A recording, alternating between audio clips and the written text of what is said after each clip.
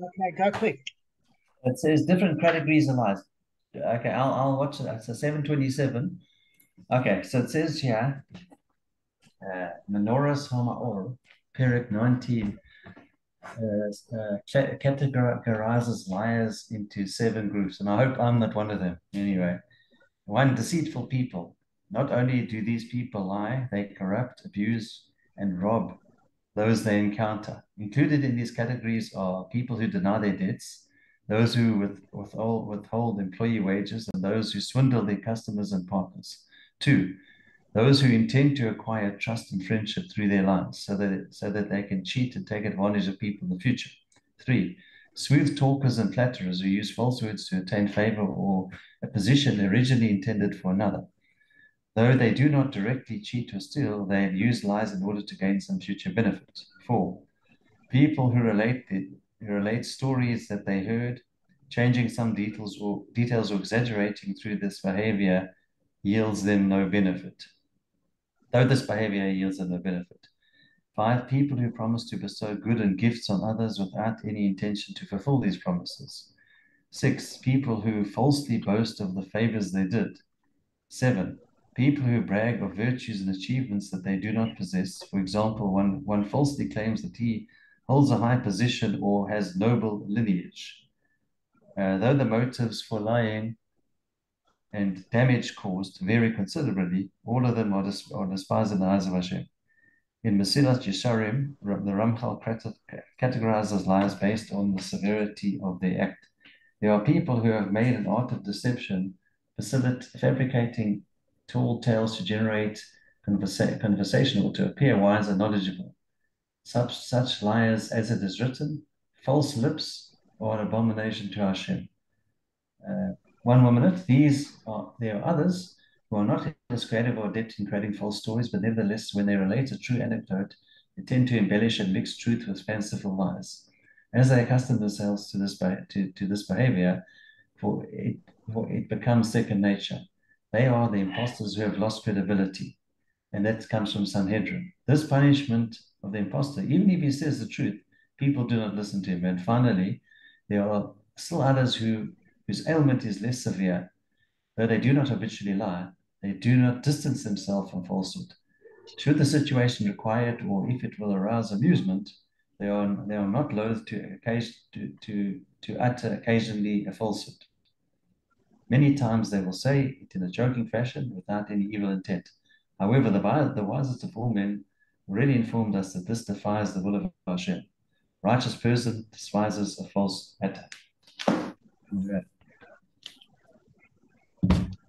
Wow. Shkach, shkach. Yeah. Right. So, um, let's get straight into the Gemara share. I'm not going to go through any revision of the yesterday. For those that were sleeping, I hope you had a good 40 winks. Rabbi Akiva stated another analogy in the Mishnah. One who cuts down his own saplings from his fruit trees and other trees, etc., even though he's not permitted to do so, is exempt, yet if others do so, they are liable. We're talking about not exemption in Shemayim, but exemption in other words, a person cannot sue themselves, clearly. But it doesn't allow other people to do it to them. So we already discussed if somebody's got self-sabotaging or self-harming behavior, it doesn't give anybody a license to do it to them. They will be responsible in Shemayim, but they're still entitled to halachic protection against monetary damage. So talking about cutting down somebody else's trees, you've got Rabbi Bava Kamma, who taught in a brisa in the presence of Rav. If someone said to another, "You killed my ox," or "You cut down my saplings, and you must pay me for the damage," and the defendant responds, "Well, you told me to kill your ox, or you told me to cut down your fruit tree," the defendant is exempt from damages. Now, one thing that you've got to bear in mind is that you can't just have that counterclaim, because anytime somebody damages your property, they can say, "Well, you gave me instruction to do so." So, guys, it goes without saying that the claimant has witnesses that the defendant killed the ox or cut down the tree. and the defendant might have to counter that the claimant asked him to do the deed. But unless it can be substantiated with witnesses that heard the almost the instruction, the defendant has nothing to talk about because it can be an excuse. Why?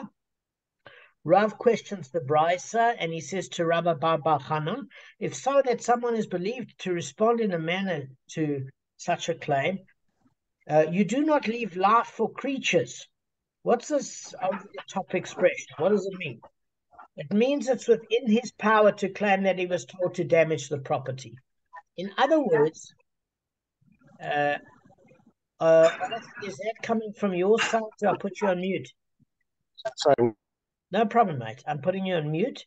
So what we are saying is here is Rav is saying to Rabbi Bava Kamma, it's great. So the person can claim as a defendant, well, you told me to do it. But unless the defendant has got witnesses that have testified to the fact that the plaintiff gave him such an instruction, it's not a credible defense, and the defendant would have to pay. Okay? So what is Rabbi Bava Kamma's response? He says to Rav, shall I delete the brisa from my repertory of memorized brises since it's obviously wrong? Now, got to give you an idea here of the type of genius. Originally, the oral Torah wasn't written down. So if you've got a repository of memorized brises in all that detail, and there are 2,711 daf, do you have any idea what sort of genius we're dealing with here, guys? That they never had to rouse it down, because the term in the Gemara, it didn't say from my notes, can I remove that repertoire and that brasa from my notes? It didn't say that. It said, can I remove it from my memorized brises, since it's obviously wrong? So you see two things here, genius and humility. So the bar is definitely fallen low. So Rav said to him, to Rabbi Bava Kamma, he said, don't delete it. What I want you to do is actually interpret the brisa as referring to an ox that was awaiting execution and to a tree that was awaiting to be cut down. So what do we mean? It means that the ox had killed a person, so it was going to be executed anyway. And the tree had been worshipped as a shearer idol, or maybe it had been leaning precariously over the street in a way that endangered the lives of passers-by. So the Beis Din had instructed that it had to be cut down. That's according to Rashi, right? In such a case, the accused claim that he was asked by the owner to kill the ox or cut down the tree is actually believed, since it's a plausible one, according to the Miri. He doesn't even need witnesses. Okay? So although there's a law that, so you guys might be asking a question, there's a law, right? That an ox that killed can only be executed by who, guys? Guys? Sieging, right? And you need the wood to construct a siege tower. You can cut it down, even if it's a fruit tree. Why does the Gemara use the word food tree and not the fruit tree? I don't know. There could be a certain food that's produced from the saplings, from the... I don't know what that means. I don't know why they don't use the word fruit, but they use the word food tree. There must be a reason. But the bottom line is, if you need the wood, you can do it. So basically, a non-food tree ultimately includes everything. It means even fruit trees are permitted to be cut down. So the reason is you can give precedence to the non-food tree over the food tree. So that's something new. In other words, guys, if there's a choice between felling a fruit tree and a non-food tree, the non-food tree must be felled if you've got a choice of both. Okay? However, we're going to discuss a case now of what happens if the wood is worth more than the fruit. So we're saying if it's fruit and not fruit, you've got to kill the non-fruit tree. But it said it could be that the prohibition and the precedence of the non-food tree over the food tree applies even if the fruit tree is more valuable, as timber then for its fruit, the Torah there for the wood, then the fruit. Choose whatever's going to give you the best value, because there's a superfluous word that we learned. And what was that superfluous phrase? A tree that you know. A tree that you know. Does that make sense? So it means there's no question. You would think, but there's a prohibition against cutting a food tree. I don't know why they use food instead of fruit. But if the wood is worth more, you can cut the fruit tree. So I never knew that before learning this Gemara. Guys, did you know that? I didn't know that. All right, so the Gemara relates That's interesting. an incident. James, Yeah, but it seems it's always about the bottom line, even with for example, the wine and the oil. Again, I'm sorry, the wine and honey, where the honey's worth more. So you pour out the wine and you put the honey in the barrel. Arthur's using an excellent example that if the person's emptying their honey in order that you need it for the wine and the wine's more valuable, we learnt about financially valuable things taking a higher precedence. Good memory, mate. Amazing. So and also about I know we're going to get to if a vine and a date tree are closer and the date is sapping the vine tree, that the date tree has to go. Yes, exactly. So we're getting there now. You see, Arthur, give Arthur 10 out of 10. Give this man a belt. How does that advert go? Whiskey ad. So, guys, Arthur predicted the next part. Let's just go through it for a few minutes, then we're done. So the Gemara cites a related incident. Shmuel's sharecropper once brought him dates. He ate them and tasted in them the taste of wine. He said to the sharecropper, "What is this?" The sharecropper replied, "The date tree stands amongst vines." So Shmuel said, "They impede the wine." Guys, there's a huge background noise.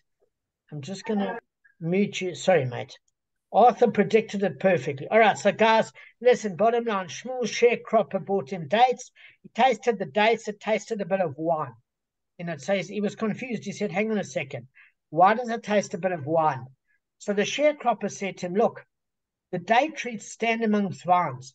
Their roots means you have to you have to uproot the date palms, because what they're doing, exactly as Arthur said, is they're causing us a loss by sapping the strength from the vines. And vines are more valuable than date palms, according to Tosfot. So what it's saying is that you've got to prioritize the tree that's going to give you the best amount of value. And wine gives you far more value than date palms. And we don't want to infect the wine and remove its quality and its taste. So what you should do, first price, according to the Chasam Sofer, is move the fruit trees elsewhere and transplant them. But if you can't, you got to destroy it. There's no doubt, but try and transplant it elsewhere. So another incident, Rav Chisda saw palm saplings among the vines. He said to his sharecropper, "Uproot them." Vines can acquire date palms, but palms cannot acquire vines. Now, this is fascinating. What he meant from that is basically, guys, if you sell the wine, you can then, from the revenue, because wine brings you so much more money than dates, actually you can purchase land. And when you can purchase land, you can plant as many date palms as that land will allow you to. But the produce of a date palm isn't very valuable, and you can't be able to purchase land for the wine. So what comes first?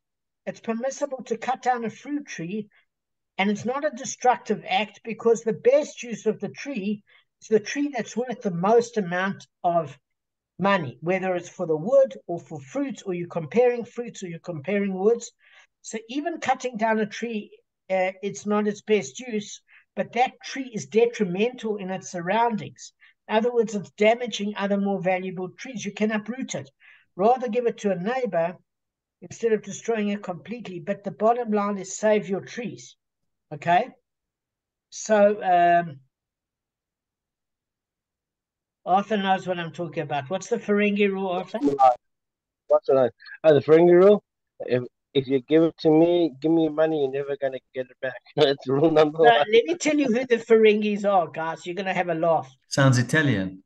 No, Ferengis are Lebanese. actually, it's whoever wrote it, I don't know if they were anti-Semitic or not. They remind you of Jewish people, but they've got this whole rule book. It's in Star Trek, and it's a race of people No, Deep, that Deep Space Nine. Deep Space Nine. Klingons. Yeah, they Yeah. are in Star Trek. They play mainly the guy Quark is in this drama in space. Because regular Star Trek, you have like each episode's different. Where Deep Space Nine was an experiment they did where they focused on a space station, and he was one of the main characters. And if you watch the series, you actually get to. It's so funny though. It's like they'll do anything for money. They'll sell their mother. Believe me, that's what they would do. You know what, Art? You know what you must put in the Bava Kamma group? You must put the Ferengi rule book. Just wait, I'm Focus on getting something. Ferengi. It is genius. You know what, Gavin? Arthur once said to me, what did he call me once? You called me a Ferengi or something. And Yeah, I said you're a Ferengi. he called off, and I had an argument about something, and he called me a Ferengi, and he sent me their rule book. And I was at first a little offended, and I thought, yeah, that's me to a T. Yeah, I know. I'll send you the rule book, Gavin. It is so funny, but it's so true in terms of business principles. It's unbelievable. So I'm going to